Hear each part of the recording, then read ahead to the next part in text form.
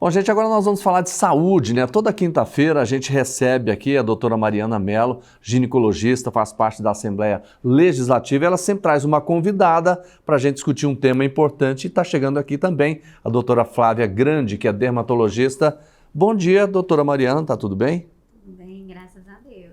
Doutora Flávia, tá tudo bem? Bom dia. Bom dia, tudo jóia, tudo bem? Obrigada pelo convite. Sejam bem-vindas. Doutor, o que nós vamos falar hoje?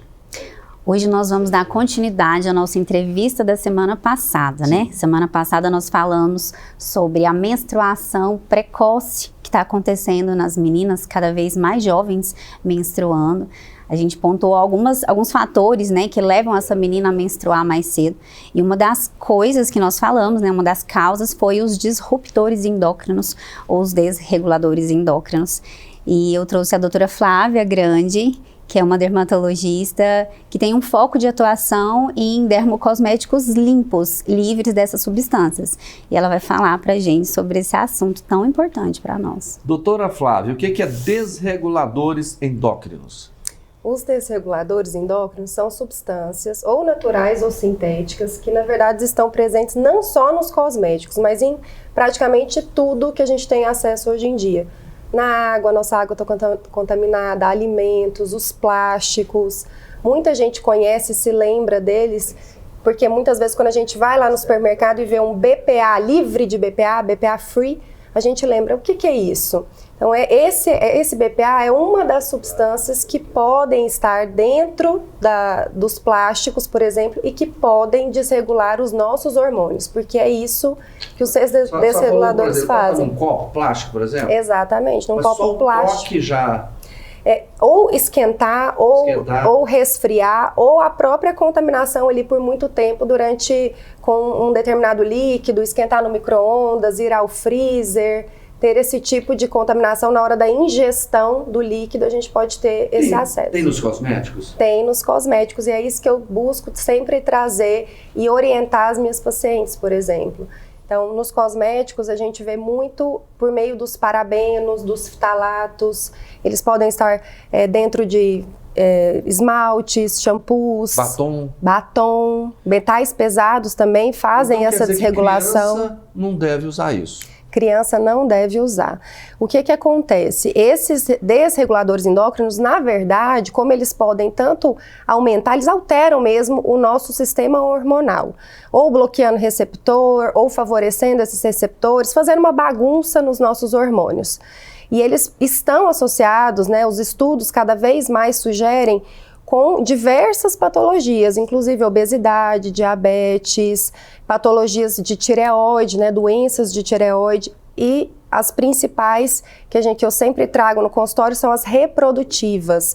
Então, infertilidade, puberdade precoce, que a Mariana trouxe na semana passada.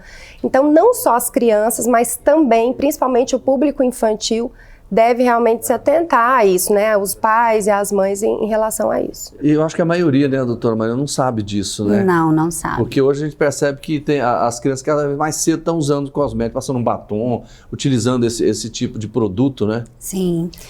Isso acaba interferindo nessa parte hormonal, né? Só relembrando algo que eu falei na semana passada, a idade da primeira menstruação está cada vez mais jovem. No século passado, há um século e meio passado, era de 17 anos. E hoje, o último estudo mostrou uma idade de 11,9 anos. Então, está cada vez mais jovem a idade. E isso tem repercussões nessas meninas. Sim, é ruim para a menina menstruar mais cedo, amadurecer mais cedo, passar por uma fase reprodutiva cedo demais. É ruim tanto a curto prazo quanto a longo prazo. E uma das coisas que faz isso acontecer é esse uso desconhecido pela maioria da população desses desreguladores endócrinos. Porque existem muitas, eu queria até acrescentar, existem diversas formas de contaminação. Hoje a gente fala que essa contaminação está ubíqua em qualquer lugar, que muitas vezes foge ao nosso controle, né? Mas o que a gente consegue controlar, eu acho que vale a pena. O uso dos cosméticos é uma forma da gente conseguir controlar. Preferir alimentos orgânicos é outra maneira. Essa questão dos cosméticos, eu queria até bater em cima dela. Qual é a idade que a criança pode começar a usar? Isso é, assim... Ou só na adolescência? Isso é muito variável. O Sim. ideal é quanto mais você conseguir segurar, melhor. Mas até mesmo para adultos, gestantes, para pessoas mais velhas, eu recomendo usar substâncias que sejam livres dessas toxinas, porque mesmo que não traga uma puberdade precoce, se uso nas crianças, pode estar associado com um câncer depois, futuramente, ou uma infertilidade na mulher mais adulta, uma menopausa precoce. Então, a gente não sabe exatamente quais todas as implicações, porque os estudos estão sendo feitos, principalmente aqueles de causa e efeito, mas eu oriento, o mesmo que eu oriento para um homem, para uma mulher mais velha, é o que eu oriento para o público infantil. Então, usar menos quantidade de cosmético e o que usar que seja um bom cosmético, sem essas substâncias. Qual é o nome das São o BPA, o que a gente encontra BPA. mais em plástico. Sim. Nos cosméticos, a gente vê como parabenos, então a gente lê metilparabeno, isopropilparabeno, butilparabeno. Infelizmente, tem tantas substâncias que é realmente difícil a gente decorar de uma só vez. Isso as pessoas nem sabem o que Não é isso. sabem. Não tem o hábito de ler, ler o os rótulo. componentes das formulações, Das formulações. né? Mas eles podem estar, não só nas maquiagens, a gente às vezes se preocupa com maquiagem, mas isso está presente em repelente, por exemplo. Repelente, inclusive, às vezes posicionado para bebê de 6 meses. A gente olha na farmácia, acima de 6 meses pode ser usado, e tem 3 tipos de parabeno dentro de um mesmo repelente.